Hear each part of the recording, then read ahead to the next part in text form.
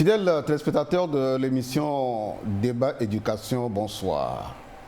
Michael Jean, l'ancienne secrétaire générale de la francophonie, déclarait en 2018 lors de la conférence pour la mobilisation des fonds pour le partenariat mondial pour l'éducation, je cite, « Quand on investit dans l'éducation de la fille, cela a des effets multiplicateurs, aussi bien sur la fille, sur la famille et sur la communauté, pour ne pas dire sur le pays. » Quels sont ces effets multiplicateurs? C'est de tout cela que nous allons parler au cours de cette émission avec mes invités que je vous présenterai après le jingle. Débat thématique, c'est dans un instant.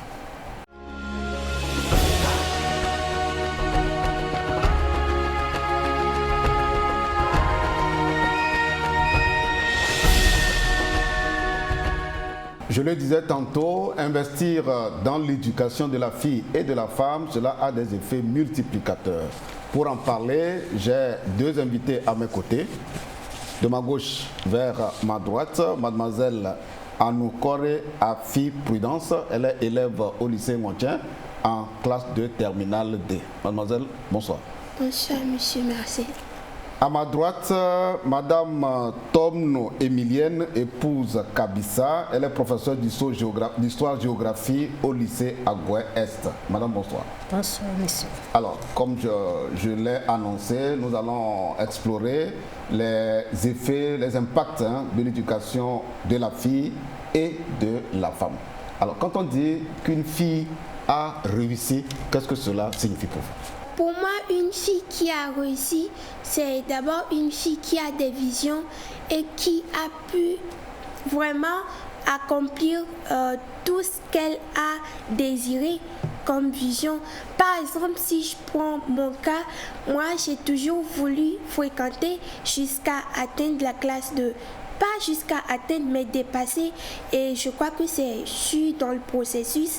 Et ça a été le cas parce que tout ce que j'ai misé, j'ai pu les accomplir. Par exemple, au CPD, je me suis dit, je vais être parmi les meilleurs. Et j'étais la deuxième de ma préfecture. Au collège, quand j'ai passé le BPC, je me suis dit, je dois avoir une mention très bien. Et je l'ai eu avec une moyenne de 16. Et quand je suis arrivée au lycée aussi, je me suis fixé l'objectif d'avoir encore la mention très bien au bac 1. Et malheureusement, le trait a manqué, mais j'ai eu le bien. Et maintenant, le truc que je vise encore le plus, c'est d'avoir très bien au bac ma vision des choses. Et j'espère que ça va s'accomplir. Et de devenir quoi demain? Et de devenir demain, j'adore beaucoup la médecine, mais j'adore aussi le domaine de la communication. Mais bon, j'aimerais bien devenir cardiologue demain. Ok, merci. Alors, madame, pour vous, une femme qui a réussi, alors comme parce que vous avez déjà franchi le cap de la fille, vous êtes épouse aujourd'hui et professeur d'histoire-géographie, vous avez fait l'école normale supérieure de Tapamé. Alors, pour vous, une femme qui a réussi, qu'est-ce que cela signifie pour vous? Pour moi, une femme qui a réussi,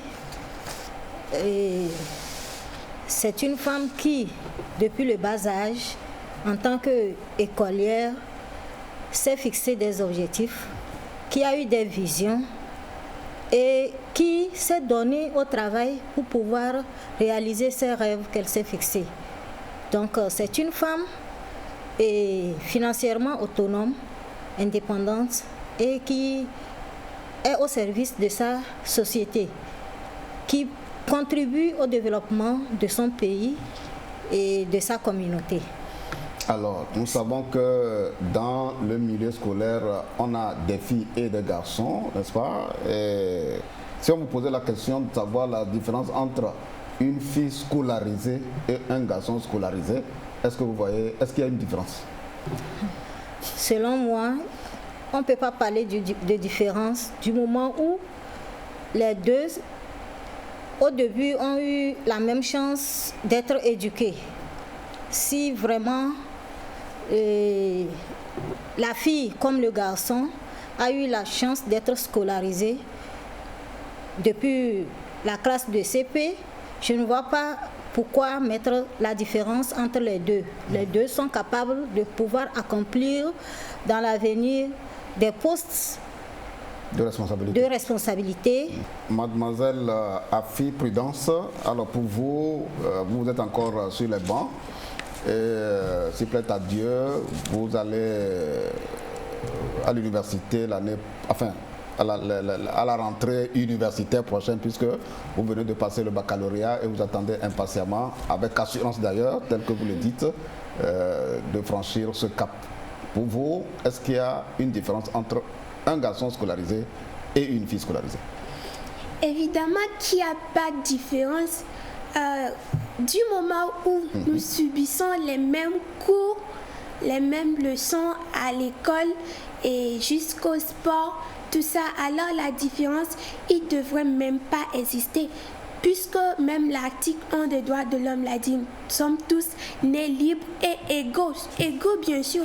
Alors, je ne vois pas où peut exister cette différence entre le garçon scolarisé et la fille scolarisée. Alors, fidèles téléspectateurs, nous sommes en train d'explorer avec mes deux invités les retombées de l'investissement dans l'éducation de la fille et de la femme. Elles l'ont dit tout à l'heure, les filles et les garçons, de toute façon, l'État a fait en sorte que ce soit la fille ou le garçon qui accède à l'école togolaise, tous ont les mêmes droits, ils ont les mêmes apprentissages et donc il n'y a pas de différence entre une fille scolarisée et un garçon scolarisé. Alors, pour que la vision de la fille ou de la femme s'accomplisse, eh bien, le premier foyer d'éducation, n'est-ce pas, c'est naturellement la famille. Alors, nous allons rentrer un peu dans le secret de vos familles pour voir les atouts qui vous ont permis d'être au niveau où vous êtes aujourd'hui. Je commence par mademoiselle. Merci. Les atouts au niveau de ma famille sont innombrables parce que depuis le début, bon, je dirais que je n'ai pas fait le CI, mais ça m'a aussi avantagé parce que mon papa est enseignant, donc j'ai appris très tôt à lire et aussi quand on va à l'école et qu'on fait un cours, quand je reviens à la maison, je reprends le cours. J'avais un répétiteur que je payais même pas et qui m'aidait vraiment à bien m'en sortir. Ça c'était au primaire ça? Oui, ça c'était au primaire. Maintenant, arrivé au collège, il faut dire aussi que le cours primaire, c'est vraiment la base et je tiens vraiment à féliciter les enseignants du primaire parce que c'est vraiment la base. Quand on fait cette base, c'est un peu difficile à se rattraper quand on monte au collège et c'est pas pour me vanter, mais bon, je dirais que ma base au cours primaire, ça s'est bien fondé, ce qui m'a permis que quand j'ai accédé au collège, même si mon papa n'était plus là au collège pour m'aider, j'avais déjà acquis une certaine autonomie à moi-même, à apprendre tout ça, donc ça m'a beaucoup aidé. Et aussi l'apport de mon grand frère qui est toujours là à me soutenir. Il a l'habitude de dire que tu es une lionne et une lionne ne faiblit jamais. Bien sûr, tu es une femme aussi, mais tu dois faire tout pour être une femme qui est plus distinguée parmi d'autres femmes. Et aussi, il y a une citation qui me dit toujours, dans un monde de compétition, seuls les meilleurs ont de place. Alors, ce qui fait que j'ai jamais cherché juste à réussir. Non, ça n'a jamais été mon but. J'ai plutôt cherché à être excellent. Ma famille m'a toujours poussé à l'être. Et du côté de la maman aussi, qui chaque temps va voir marcher. Et des fois, ça devient vraiment irritant. Mais bon, je crois que c'était la bonne chose qu'elle puisse me faire parce que quand tu vas au marché, tu essaies de marchander des produits. Ça t'aide alors à essayer de convaincre la personne de te vendre ça à tel prix. Ça développe un peu ton sens de leadership, quoi. Tu essaies de persuader la personne, non, tu me vends ça à tel prix, tel prix. Et l'entourage aussi, il faut savoir bien s'entourer. Il faut dire que j'ai été bien entourée, très bien entourée. Et aussi, je suis un peu socialement sélectif parce que vous le voulez, excusez-moi, ou pas, ceux qui vous entourent agissent beaucoup sur vous. Alors, il faut aussi être bien entouré. À part la famille, il y a les amis que je sais bien choisir pour pouvoir m'aider à booster mes capacités. Voilà. Fidèles téléspectateurs, j'espère que vous avez bien saisi tous les atouts qui ont permis à mademoiselle Prudence qui vient de Ngontien. Elle vient du Ngontien, elle fait le lycée Ngontien, c'est ça? Oui. Voilà. Elle a dit, vraiment, les atouts au niveau familial sont déterminants pour pousser la fille à s'élever, à accomplir véritablement sa mission. Et je crois que tous les parents qui nous suivent doivent véritablement comprendre qu'ils ont une mission délicate, mais si noble vis-à-vis de leurs enfants, filles comme garçons. Voilà, mais particulièrement pour la fille. Madame, vous travaillez déjà, vos souvenirs, dites-nous un peu comment votre famille vous a soutenu pour arriver là où vous êtes aujourd'hui. Merci, monsieur. Pour moi, pour la famille, celle qui m'a vraiment supportée, je vais parler de ma mère, de ma maman, puisqu'elle n'a pas eu la chance d'être scolarisée. Et du coup, jusqu'à présent, elle le regrette. Et elle disait que si elle trouve même une opportunité, malgré son âge avancé, elle ne va pas tarder à aller à l'école. Voilà. Elle peut se faire alphabétiser aussi. Oui. Ce que je dis, elle a même commencé d'ailleurs, puisqu'elle tient vraiment à lire. Et vraiment, elle était derrière nous et elle nous disait que si elle avait été à l'école, elle ne serait pas comme elle est aujourd'hui. Elle se voyait quelque part. Et elle voulait à tout prix que nous, ses enfants, nous aussi, nous puissions arriver là où elle n'a pas pu avoir la chance d'être aujourd'hui et qu'elle regrette. Donc c'est ma maman qui a été mon appui. Et ensuite, j'ai eu un papa adoptif, un prêtre qui a pris mes études en charge. Dans ce sens, je vais dire que vraiment, pour qu'une fille arrive, il faut vraiment un accompagnement, un suivi. Sinon, malgré sa volonté, s'il n'y a pas un accompagnement, s'il n'y a pas quelqu'un pour lui accorder le nécessaire qu'il faut pour elle, pour ses études, elle peut bien vouloir, mais à un moment donné, elle peut lâcher. Donc, je peux dire que c'est ça qui a constitué ma force parce que j'avais un soutien total, j'avais quelqu'un derrière moi qui me poussait, qui voulait à tout prix que j'arrive. J'avais des rêves, des femmes idoles à qui je voulais ressembler. Donc, je faisais tout pour quand même arriver, malgré peut-être quelques difficultés. Mademoiselle Prudence, quelle est la femme qui vous séduit et à qui vous voulez ressembler? À l'école, la femme qui me séduit beaucoup et j'aimerais ressembler, c'était la directrice adjointe dans mon école au collège, quand j'étais au collège. C'est une femme vraiment battante, Madame Mochikou. C'est une dame, vraiment, elle a le charisme. C'était notre professeur d'SVT. Le charisme, elle a, cette dame. Et j'apprécie bien sa façon aussi de dispenser le cours. Elle ne fait pas le cours comme avec lassisme. Elle y tient beaucoup. Elle fait son travail avec rigueur, avec passion. Et pour moi, c'est vraiment la femme que j'aimerais ressembler. Ok. Et au niveau du pays, au niveau du Togo, quelle est la femme à laquelle vous voulez ressembler? Au niveau du Togo,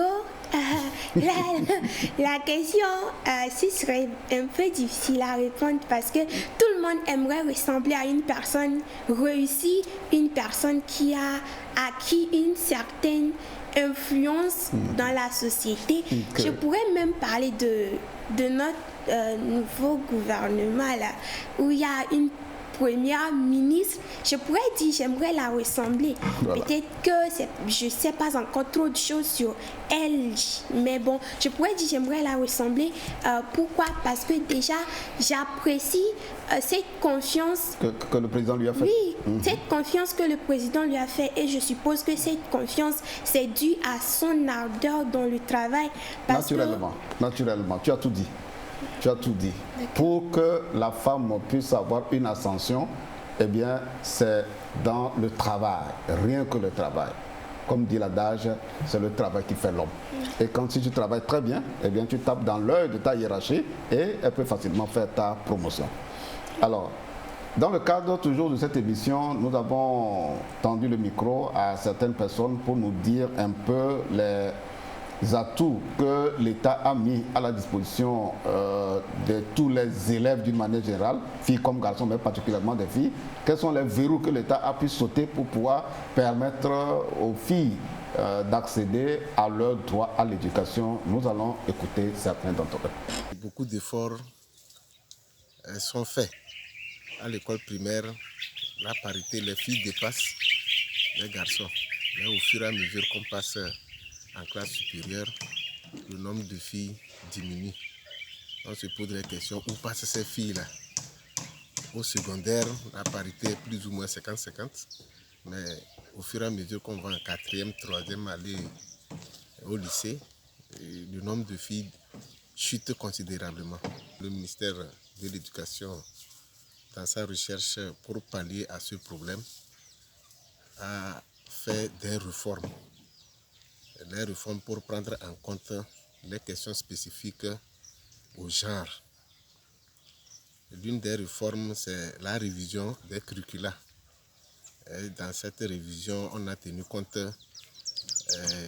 des questions émergentes, telles que les questions sur les grossesses, les questions sur les violences sexuelles, les questions sur l'éducation à la sexualité, les questions comme l'éducation inclusive pour permettre aux filles d'aller aussi loin que possible ou bien de rester dans le système aussi longtemps que possible. Vous voyez, depuis 2008-2009, le gouvernement a pris des initiatives pour la gratuité à l'école primaire et l'aménagement de l'écolage des frais scolaires au secondaire. Les filles payent moins que les garçons. À l'école primaire, c'est carrément, il n'y a pas d'écolage. Tout ceci pour pallier à certaines difficultés que les filles pouvaient rencontrer au cours de leur scolarité. De nos jours, la réussite des filles est un facteur qui tient à cœur tous les acteurs du système éducatif, au point que depuis la classe et jusqu'au sommet de l'État, à tous les niveaux, chacun joue sa partition pour qu'on puisse avoir un résultat acceptable aussi bien chez les filles que les garçons. Dans les groupes de travail, les filles sont impliquées et d'une manière générale, ils devraient prendre la parole aussi bien que les garçons et faire en sorte que dans la répartition des tâches, qu'on ne minimise pas le rôle de la fille au sein de la classe. Nous avons toujours souhaité que les filles soient majeures et tout ce qui est de responsabilité, des postes de responsabilité dans nos classes, on puisse aussi les intégrer et les encourager à prendre le devant pour beaucoup de choses. Au niveau de nos familles aussi, nous ne devons pas oublier que les répartitions des tâches vont jusqu'à la maison. Parfois, les filles sont trop surchargées à la maison. Nous faisons généralement des sensibilisations auprès des parents pour qu'on puisse alléger les travaux ménagers pour les filles et répartir ça équitablement avec les garçons. En ce qui concerne aussi les moyens pour que la fille puisse travailler à l'école, donner les mêmes moyens. Parce que parfois, on préfère payer l'écolage de la fille en attendant du garçon, en attendant qu'on trouve l'argent pour la fille. Bon, ce sont des choses que nous pensons que lorsque c'est amélioré et harmonisé, les filles aussi font de bonnes preuves, de bons résultats comme les garçons. Alors, au vu de tout ce que vous venez de dire tout à l'heure, nous comprenons que, eh bien, on peut vous classer parmi, surtout mademoiselle, on peut te classer parmi les filles leaders, puisque vous avez fait l'effort de ressembler à votre professeur de SVT et jusqu'alors vous maintenez le cap en étant parmi les meilleurs de toute façon après les évaluations, n'est-ce pas? Alors, est-ce que ça a été aussi facile, surtout à l'école? Sachant que dans le milieu scolaire, en tant que fille, vous êtes défiée par les garçons et vous êtes défiée aussi par certains professeurs, oui, ça arrive, n'est-ce pas? Oui. Quelles sont les difficultés que vous traversez de temps en temps et que vous essayez de contourner? Oui, si, c'est pas du tout facile, il faut l'admettre, c'est pas du tout facile. Par rapport aux garçons, qui tout le temps te sous-estime parce que on dit, des fois même quand on partage la feuille, on vient prendre ta feuille pour voir vraiment le travail que tu as fait avant d'avoir 17 parce qu'on n'y croit pas que ouais, vraiment tu as eu 17 ou bien tu as eu 18. Donc on veut vraiment savoir si ouais, cette note que tu as, est-ce que tu l'as vraiment mérité. Donc c'était ça depuis toute petite. Quand j'étais petite, même quand on faisait les évaluations, par exemple au CPD que j'occupais la première place, il y avait des garçons qui m'harcelaient carrément et pour me dire la prochaine fois ce sera moi. Mais ça n'a jamais été, ça a toujours été moi. Maintenant que j'ai grandi, j'ai acquis une certaine maturité, je réagis plutôt à ces menaces-là. Maintenant, en plus, je me laisse plus faire comme avant. Donc quand la personne veut prendre la feuille, je ne vais pas refuser parce que si tu refuses, ce sera comme si tu avais quelque chose à cacher. Donc je donne la feuille à la personne le voit et puis elle-même, elle est convaincue. Et aussi, il faut savoir que les profs aussi, c'est vrai, l'école c'est comme une deuxième famille pour nous. Quand on quitte la maison, on va à l'école, c'est eux nos parents là-bas. Donc il n'y a pas tellement de problèmes, à part que la confiance, on aimerait avoir plus de confiance de leur part en tant que fille, qu'ils croient en nous que oui, quand une personne peut avoir par exemple 16 de moyenne en physique, que c'est une fille. Pas qu'il sait tout le temps l'idée que ça doit être un garçon qui doit avoir 17 en mathématiques. Tout ça, on a vraiment besoin de la confiance de leur part. Alors, quelles sont les matières dans lesquelles tu excelles le mieux? Comme tu es en série scientifique, série D. Comme je suis en série scientifique, si je prends le côté de mes matières de base, je dirais la mathématique. J'adore beaucoup cette science exacte parce que ça dit beaucoup de choses, bien qu'elle soit un peu abstraite pour certaines personnes. Et quelle moyenne dans cette matière varie de combien à peu près? J'ai 15, j'ai pas encore eu de 16 quand même, mais j'ai 15, 14, et quand je chute, j'ai 12 ou bien 11. Et j'aime beaucoup la SVT aussi, vu que je fais la série de la SVT, c'est une matière de base, notre matière fondamentale, coefficient 4, c'est vraiment énorme. Donc j'ai des 15, des 16 ou des 14 quand je chute, parce que même si on aimerait atteindre le sommet, le versant c'est toujours glissant. Donc c'est un peu ça. Et maintenant, si on quitte un peu les sciences, j'adore beaucoup la littérature. Donc en anglais, je pourrais dire l'anglais. En anglais, j'ai souvent des 19, c'est 18. Ce qui paraît un peu normal parce que c'est une langue. Donc c'est un peu ça, et français aussi. Voilà. Alors, peut-être spectateurs, chères jeunes filles qui nous suivez, c'est possible pour vous d'exceller si vous tenez en compte, vous prenez en compte tous les atouts dont viennent de parler mademoiselle Prudence et madame le professeur d'histoire-géo. Alors, madame, dites-nous un peu les atouts au niveau de l'école et disons les difficultés aussi que vous avez traversées, surtout au collège et au lycée, et pourquoi pas à l'école normale supérieure, puisque vous avez fait l'ENS. D'accord. Et pour voir si ça a été facile ou bien difficile. C'est ça. Ça n'a jamais été facile, surtout quand on est regroupé quelque part avec le sexe masculin. Et tout à l'heure, ils ont un complexe de supériorité.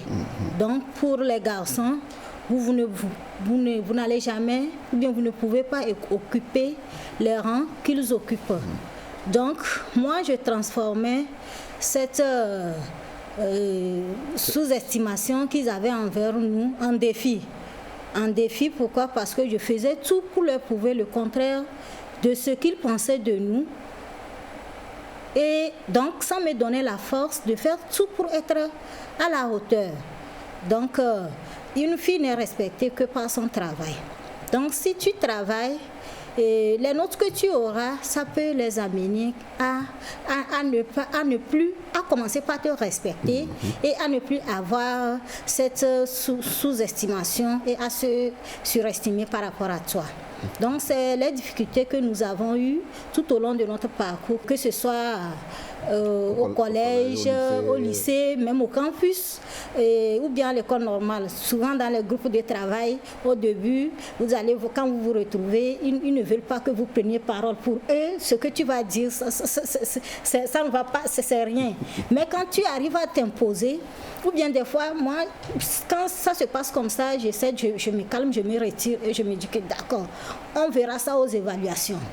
Donc maintenant, après les évaluations, quand ils vont voir vos notes, au prochain TD, c'est eux qui vont s'approcher de vous. Parce qu'ils savent que même si elle ne parle pas, quand on se retrouve pour les travaux dirigés, les travaux de groupe, donc ce qui veut dire qu'elle a quelque chose qu'elle cache. Donc c'est ce que moi j'ai vite compris et j'ai toujours évolué comme ça. Voilà. Merci. Alors, fidèles téléspectateurs, c'est assez intéressant tout ce que mes deux invités viennent de dire. En tout cas, vous les jeunes filles, que vous soyez au primaire, au secondaire 1, au secondaire 2, sachez que ce n'est pas le travail que vous allez vous imposer, ce n'est pas le travail que vous pouvez défier les garçons. Ah oui, c'est clair. Elles ont fait l'expérience, elles sont en train de partager leurs expériences avec vous pour que vous compreniez que c'est possible pour vous de franchir ces obstacles et même de les contourner si possible à des moments pour que vous puissiez vous imposer et atteindre votre vision. Alors, nous l'avons dit depuis le début de cette émission que c'est les effets multiplicateurs de l'éducation de la fille et de la femme. C'est le sujet au centre de cette émission. Nous avons tendu aussi le micro à certaines personnes qui se sont prononcées sur le sujet. On va les écouter et nous revenons tout à l'heure dans ce débat. L'éducation des filles a un effet multiplicateur parce que, comme on le dit souvent, éduquer une fille, c'est éduquer une nation. Éduquer une fille apporte une plus-value. Parce que d'abord sur le plan éducation, ça permet aux femmes éduquées d'envoyer tous leurs enfants à l'école. Ça permet aussi d'atteindre un objectif, la scolarisation universelle de tous les enfants. C'est un aspect important. Une femme éduquée atteint facilement l'autonomie. Ça permet à la femme d'améliorer les revenus de la famille, d'apporter les petits soins aux enfants, les femmes éduquées. Une femme éduquée, ça permet aussi d'améliorer le bien-être de la famille. Une femme éduquée, ça permet d'agir sur les leviers de développement parce que les femmes aujourd'hui sont actrices de développement. Donc, éduquer une femme, c'est pratiquement permettre le développement du pays et les effets pour la société et la famille sont nombreux. Nous pensons que des femmes modèles au niveau de l'éducation dans nos différentes contrées les plus éloignées seraient un exemple à suivre. Et donc, par exemple, à CKC, en ville notamment, à l'école centrale de Saint-Cassé, nous avons sur 4 groupes scolaires, sur le même site, nous avons 3 femmes directrices. C'est déjà un exemple pour motiver les filles à aller à l'école et pour pouvoir prendre en charge et participer activement au développement du pays. Nous avons aussi, cette fois-ci, au niveau du gouvernement, la promotion des femmes. Nous avons vu au moins 10 à 11 femmes sont ministres, avec comme premier responsable du gouvernement Madame la Première ministre. C'est déjà des exemples pour motiver les femmes, les filles notamment à l'école. Une fille leader, c'est une fille modèle en termes de comportement. Celle qui incarne un comportement et qui peut entraîner ses pairs vers l'adoption d'un comportement recherché ou souhaité, et sur tous les plans. Et c'est celle-là qui peut être un meneur dans son groupe d'appartenance. Dans mon organisation, nous avons eu à encadrer des jeunes filles dans le domaine de la formation professionnelle et nous avons identifié certaines parmi elles qui ont des comportements exemplaires, qui aussi ont réussi dans leur filière et aujourd'hui qu'on peut présenter comme des modèles de filles leaders qui ont réussi dans leur domaine et qui sont capables de pousser ou d'accompagner leurs pairs dans la réussite dans le domaine de la formation professionnelle. Nous allons aborder un autre volet, la fille leader. La fille leader, on la reconnaît à quoi, selon vous, Prudence? Merci. La fille leader, elle a tout un palmarès de qualité par laquelle on la reconnaît. D'abord, elle est excellente. La fille leader, elle est excellente. Dans les performances scolaires? Pas seulement dans les performances scolaires. En termes d'attitude aussi, de comportement. Oui, en termes d'attitude, certaines personnes ont l'habitude de commencer par prendre de grandes erreurs quand elles pensent que, bon, c'est toujours moi qui ai 17 en classe, donc elles commencent pas à essayer de piétiner certaines personnes. Non, la fille leader n'est pas comme ça. J'aime bien le dire, la fille leader, elle est fière, pas égoïste. Donc, elle est d'abord excellente et elle s'impose aussi. Elle s'impose parce que quand tu es une personne leader, une fille leader, quand tu es dans un groupe et qu'il y a du désordre dedans, qu'il n'y a pas une personne qui essaie de mettre de l'ordre, tu te choisis, pas par arrogance, mais parce que ce qui se fait là-bas, tu vois que ça n'aboutira à rien. Il faudrait une personne qui soit au devant pour mener les choses. Donc tu te choisis, tu dis ça, on va faire ça comme ça, on fait ça comme ça. Donc la fille leader, elle prend des décisions, elle s'impose, elle se montre par son excellence, son charisme aussi, parce que ma maman a l'habitude de le dire, c'est la mine avec laquelle tu es allé au commissariat, c'est cette gifle on va te donner. Donc la fille leader, c'est une personne qui est tellement charismatique. Je dis pas que c'est une personne genre qui va frapper tout le monde, mais bon, elle a tellement de charisme qu'il y a certaines attitudes qu'elle va pas accepter qu'une personne, par exemple, qu'une personne agisse pas bien avec elle. Donc, elle a une certaine charisme, elle est excellente, elle s'exprime aussi parce que la fille leader, c'est une personne qui dit ses pensées, les bonnes pensées bien sûr, et aussi une personne qui réalise, une personne qui est modèle dans sa communauté. Et je prends des initiatives, c'est ça être leader, c'est prendre des initiatives. Par exemple, quand au début de l'année, j'ai constaté que j'avais quelques amis qui ne sont plus venus et je croyais que c'était les vacances qui se prolongeaient, mais à une semaine de la rentrée, je me suis rendu compte qu'elle était plutôt enceinte. Alors, j'étais allée à la radio Novici, qui est la radio locale à Ngoti.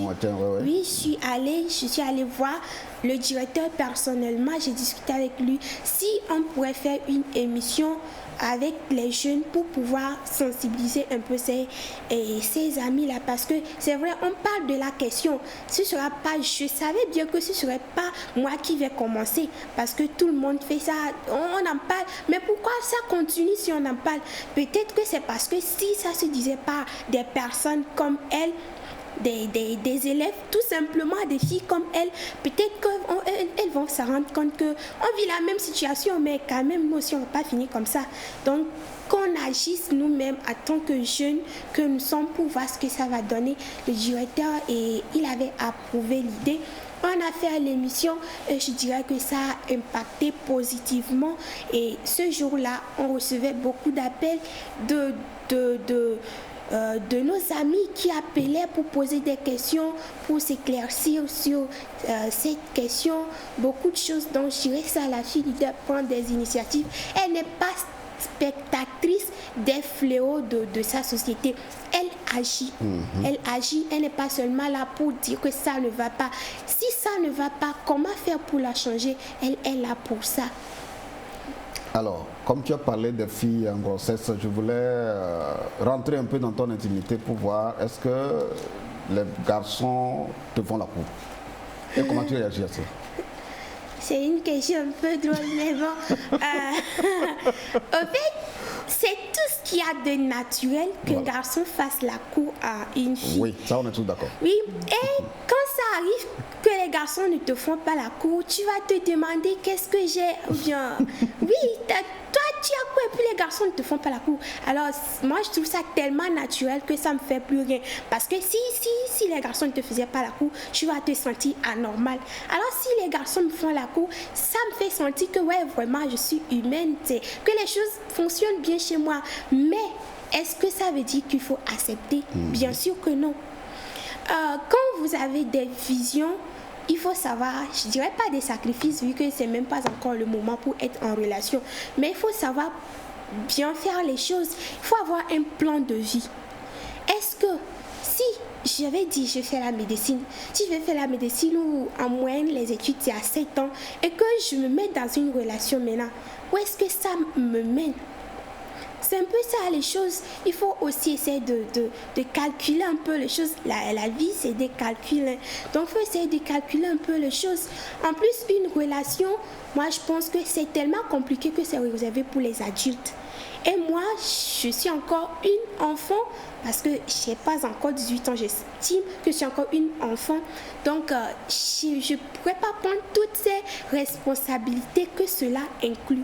Alors, même si les garçons me font la cour, ce n'est pas une raison d'accepter. C'est pas une raison d'accepter. Merci. Alors, chère jeune fille, si j'ai un conseil à vous donner, faites comme Prudence. Si vous avez une vision, vous voulez réussir dans la vie, ce n'est pas le moment de céder au harcèlement et de céder à tous les garçons qui vous approchent. Faites en sorte que vous puissiez faire aboutir votre vision, et c'est ça qui est le plus important. C'est le seul conseil que je peux vous donner en suivant ce que mademoiselle Prudence pratique au jour le jour, puisque elle aussi, elle est harcelée comme vous. Et pourquoi vous vous cédez, vous tombez grosse plus tôt que prévu. Et donc, prenez garde. Alors, madame, on est à vous maintenant. Une femme leader, à quoi on la reconnaît? Une femme leader, c'est une femme autonome et non autoritaire.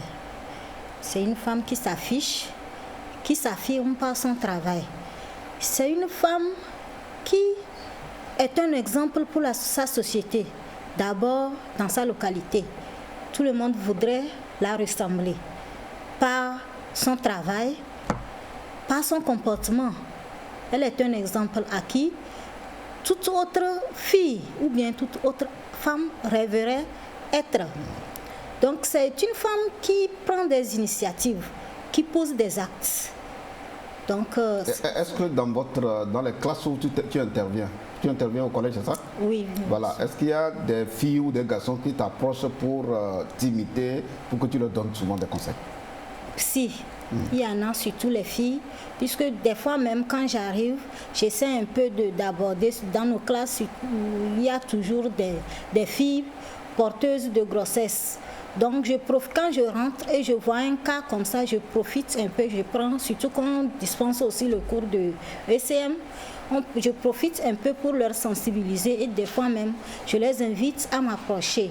Je leur dis souvent si quelqu'une a quelques soucis ou bien un problème à la maison ou avec un garçon, elles peuvent toutefois nous approcher. Au fait, je ne dis pas moi, je dis nous sommes nombreuses à être enseignantes. Et exposer son problème, on va leur venir en aide. Je leur demande toujours d'avoir des idoles dans leur vie, d'avoir toujours quelqu'un à qui on voudrait ressembler.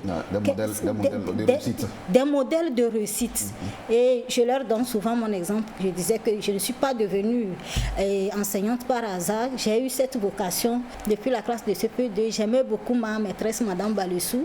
Quand elle vient faire le cours, je rêvais, je disais, un jour, je voudrais être devant aussi, faire cours comme celle-ci. Donc c'est depuis la classe de CP2 que moi j'ai eu cette vocation de devenir enseignante et j'ai évolué. C'est vrai que ce n'est pas toutes mes professeurs qui m'ont marqué, mais à part elle, il y a aussi une qui a fait déborder, qui est une goutte qui a débordé la vase. Donc en terminale, Notre-Dame de SVT, que j'aimais beaucoup quand elle rentre, vraiment, c'est comme j'ai envie de prendre sa place, quoi. Je l'aimais tellement, je disais non. Moi, c'est le métier de l'enseignement que je dois embrasser. Et donc aujourd'hui, je peux dire que je suis fière de l'être parce que je suis à l'aise et vraiment je rends grâce à Dieu pour ça. Fidèles téléspectateurs, nous tendons pratiquement vers la fin de cette émission, mais avant que je ne donne la parole à mes deux invités, retenez au vu de ce que madame vient de dire tout à l'heure, de ce que mademoiselle Prudence, qui vient de Ngontien, vient de dire.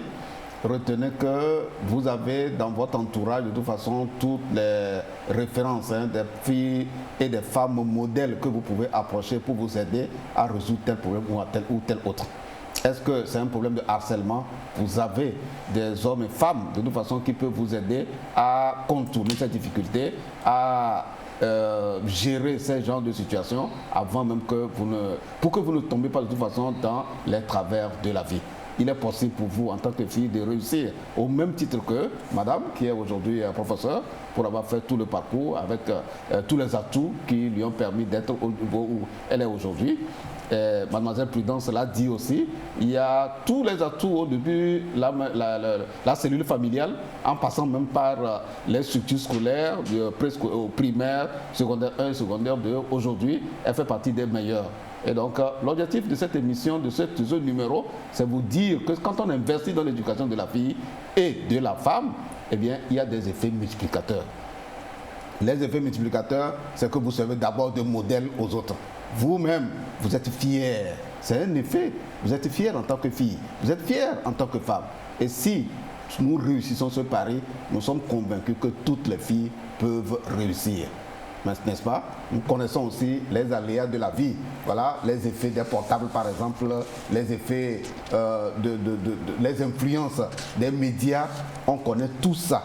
Mais si vous êtes à l'écoute et vous avez des modèles dans la vie, nous sommes plus que convaincus que vous allez réussir au même titre que les filles et les femmes qui réussissent aujourd'hui.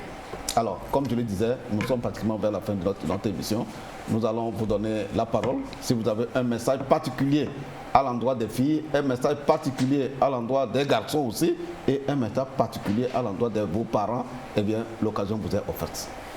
Merci à l'endroit des filles, premièrement, parce que c'est d'abord une question qui me tient beaucoup à cœur. J'aimerais juste vous dire, endurcissez-vous un peu. Parce que j'ai l'habitude de le dire, les filles ont tellement prôné la fragilité, être la précise à papa, qu'elles ne veulent même pas souffrir un peu, elles ne veulent même pas sortir un peu de leur zone de confort pour se battre. Non, parce que la fille, elle pense que, bon, même si je ne fréquente pas beaucoup, je vais trouver un homme qui va prendre soin de moi. Et elle pense beaucoup plus à ça. C'est un facteur aussi qui la limite dans son développement. Et elle perd beaucoup de temps pour se farder, là. Oui, c'est ça. C'est ça aussi. Moi, j'ai l'habitude de dire une chose et je dis souvent que je ne cherche pas à être la plus belle, mais la plus intelligente. La beauté, c'est que de l'accessoire. La beauté, c'est vrai, on aime tous ce qui est beau. Mais pour le moment, est-ce qu'on dit un tas pour chaque chose? Est-ce que j'ai besoin de me mettre 1 kilo de poudre au visage avant d'aller au cours de 6 heures, avant d'aller à mon cours? Non. Peut-être c'est quand j'aurai un boulot, je vais vouloir aller au boulot, je vais vouloir me faire belle. Mais pour le moment, ce n'est pas encore l'essentiel. Il y a un temps pour chaque chose. Alors, il faut savoir faire ce qui est à faire à un temps donné, à ce temps donné. Donc, aux filles, j'aimerais beaucoup qu'elles puissent faire le programme de leur vie. Essayer de faire un plan de vie. Parce que si tu as vraiment un plan à suivre pour atteindre un objectif, tu ne vas pas te détourner. Peut-être tu vas changer la méthode d'y parvenir. Mais bon, l'objectif haut, ça restera toujours inchangeable. Maintenant, à l'endroit des parents, j'aimerais dire, au fait, on a des rêves, on veut accomplir des choses, mais il y a aussi des facteurs venant des parents qui nous limitent un peu. Imaginez une fille qui a son bac et par exemple, j'aime beaucoup plus prendre la médecine. Pourquoi? Parce que c'est un domaine qui est assez long, qui nécessite de l'argent aussi et que les parents disent qu'ils n'ont pas les moyens. Donc, vu que tu as eu ton bac, si tu deviens... tu peux commencer par travailler dans un microfinance ou bien devenir enseignant. Je dis c'est bien, mais chacun avec sa vocation. Si cette personne n'est pas, par exemple, appelée à devenir enseignante et que, vu que les parents ne peuvent plus l'envoyer plus loin, elle devient enseignante, qu'est-ce que cette personne va pouvoir enseigner aux élèves? Et la dame sur le plateau l'a dit que c'était depuis toute petite qu'elle voulait devenir enseignante. C'était pas quand elle a grandi et trouvait pas ce qu'elle va faire, ou bien c'était pas parce qu'elle était limitée. Elle n'a pas devenu enseignante par hasard. Non, donc c'est ça. Maintenant, à l'endroit de la société aussi, j'aimerais dire que la société, les critiques, j'aime dire ça, la société aime critiquer. Et souvent, ce sont les gens qui ne peuvent pas faire ce que vous faites qui vous critiquent. Alors... aussi, c'est pourquoi je reviens toujours à la question de la jeune fille, parce que mon destin, ça m'appartient. Peu importe comment la société me critique, c'est moi qui sais ce que je fais. Alors je peux pas. Est-ce que tu veux aussi? Oui, est-ce que je veux? Est-ce que je veux devenir? Donc, il n'y a que moi qui détiens la clé de ma réussite. Il n'y a que moi qui détiens la clé de mon destin. Et personne ne va venir impacter négativement sur moi. Et à l'endroit de l'État, si j'aimerais dire un tout petit quelque chose, j'ai remarqué que, par exemple, là où moi je suis à Ngotier, les initiatives à l'endroit de la jeune fille ne sont pas tellement prises dans ces endroits un peu reculés de la ville. Tout est concentré à Lomé. Oui, j'ai l'impression que tout est concentré à la capitale, ici à Lomé, que ces filles n'ont pas vraiment l'information qu'il faut. Par exemple, tu vas demander à une fille, bon, qu'est-ce qu'un mentor? Elle ne va pas pouvoir te répondre. C'est encore quoi ce mot? Alors je crois que c'est ces initiatives qui sont prises pour conscientiser la jeune fille, lui trouver des modèles, tout ça.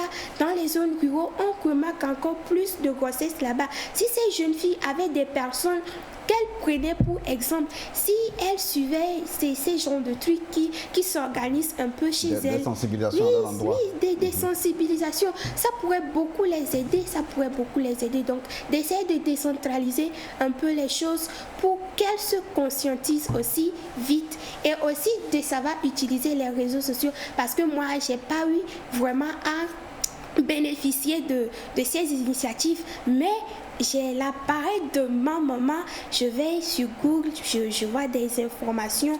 Il faut savoir aussi qu'il faut bien s'entourer, j'aime toujours le dire. Il y a des personnes aussi matures qui m'aident beaucoup. Je pourrais même parler de Monsieur Marcel Toy, qui est un exemple à suivre pour moi. Oui, c'est ça, il faut savoir bien s'entourer parce que, j'aime toujours le dire, l'entourage, ça compte beaucoup. Et Monsieur Marcel Toy, qui toujours est une personne qui est là pour me motiver, qui motive d'ailleurs la jeunesse togolaise parce qu'il fait un grand boulot au niveau de l'orientation scolaire aussi, qui est vraiment primordial dans le cursus scolaire. Donc, j'ai beaucoup de choses. Merci beaucoup. Alors, madame, votre dernier mot? Merci. Et mon dernier mot, c'est que j'exhorte toutes les filles qui sont encore sur les bancs d'études à se donner totalement aux études. Et comme nous l'avons déjà dit, avoir un modèle à qui on voudrait ressembler dans le futur. La place, votre bonheur ne se trouve pas aux côtés d'un homme qui peut peut-être vous promettre ciel et terre. Non, votre bonheur plutôt dans le futur se trouve dans l'effort que vous aurez fourni lors de vos études et des objectifs que vous vous êtes fixés et que vous cherchez à atteindre. D'ailleurs, on peut dire que la femme est en promotion dans notre pays. Quand je prends l'exemple de notre nouveau gouvernement, et je vais citer Madame Aziablé Maounion, qui, excusez-moi, je peux dire qu'elle est la Benjamine du gouvernement. À l'âge de 29 ans, elle est nommée ministre. Je ne pense pas que cette dame, cette jeune fille, a rêver être ministre à l'âge de 29 ans, elle pouvait rêver, mais juste à cet âge, je ne pense pas. Mais qui sait si la prochaine ministre ou bien le prochain premier ministre aura l'âge de 25 ans. Et qui sait, ça peut être toi, ma soeur. Donc, qui aujourd'hui s'est décidé, s'est fixé des objectifs et qui s'affirme par son travail et par sa détermination. Tout à fait. Donc, je supplie vraiment les parents à suivre leurs filles si vraiment ils veulent que demain ces filles fassent leur honneur et leur fierté. Prudence, merci. Merci à vous d'avoir participé vraiment à cette émission. Tu as partagé avec nous de très bonnes choses et cela va motiver beaucoup de filles à faire comme toi. Merci à vous. Madame, merci à vous aussi d'avoir accepté venir à cette émission pour partager aussi vos expériences et donner des conseils à vos petites sœurs. Ça vous fidèles téléspectateurs, nous sommes arrivés à la fin donc, de ce débat qui a porté sur les effets multiplicateurs quand on investit dans l'éducation de la fille et de la femme. Tout est dit. Nous n'allons plus redire des choses ici. Mademoiselle Prudence m'a cité. Et en fait, moi, je ne la connaissais pas. Je l'ai découvert dans un groupe de sketch où, de tous les acteurs de ce groupe de sketch, elle est la seule qui m'a impacté par sa maîtrise de la langue et la manière dont elle rendait la chose. Voilà comment je l'ai découvert.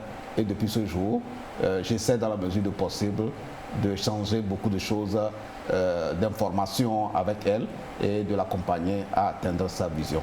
Donc c'est cette petite contribution que j'essaie d'apporter à elle, à distance, bien entendu. Et aujourd'hui, on lui donne l'occasion d'être sur le plateau pour partager toutes ces expériences avec vous.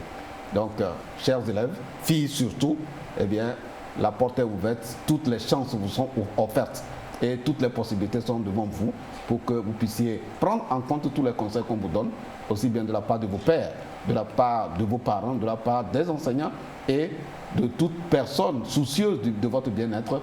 Eh bien, soyez à l'écoute et vous ne pouvez que réussir.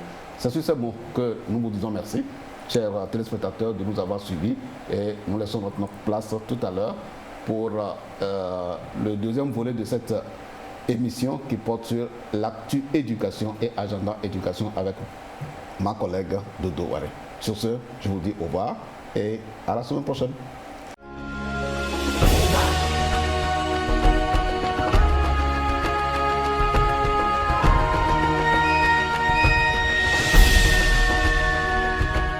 Bonsoir chers téléspectateurs de l'émission Débat Éducation.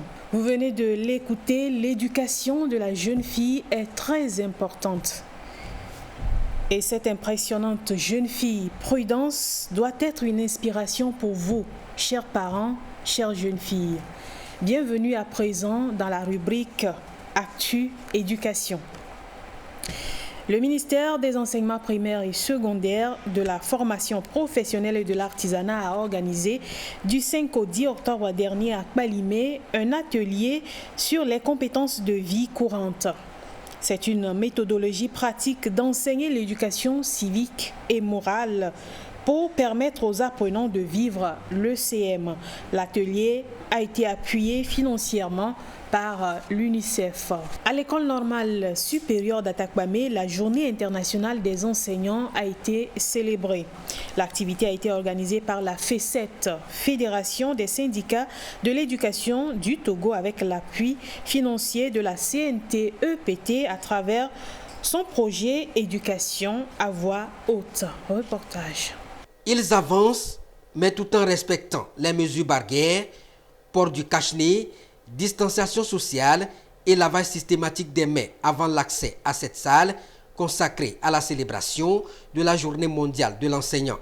Ces enseignants veulent donc servir de modèle tout en cultivant des habitudes et aptitudes devant leur permettre de mieux gérer les apprenants qui bientôt vont reprendre le chemin de l'école.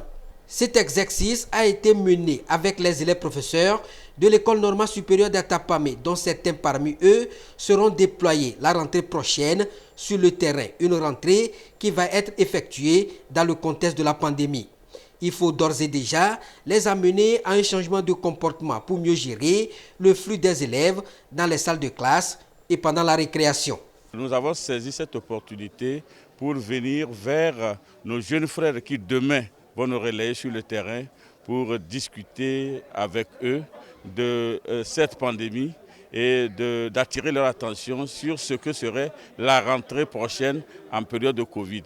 Nous l'avons choisi ici parce que nous disons qu'ils sont pour certains en fin de leur étude et d'ici la rentrée prochaine, certains pourraient se retrouver dans les établissements. L'utilité, c'est pouvoir permettre aux enseignants que nous sommes de nous armer de dispositifs qui nous permettent de mieux gérer le flux des élèves qui vont rentrer au début de cette année scolaire dans les établissements, au niveau de la cour de l'école, dans les salles de classe, pour éviter qu'ils se contaminent et qu'ils contaminent les autres.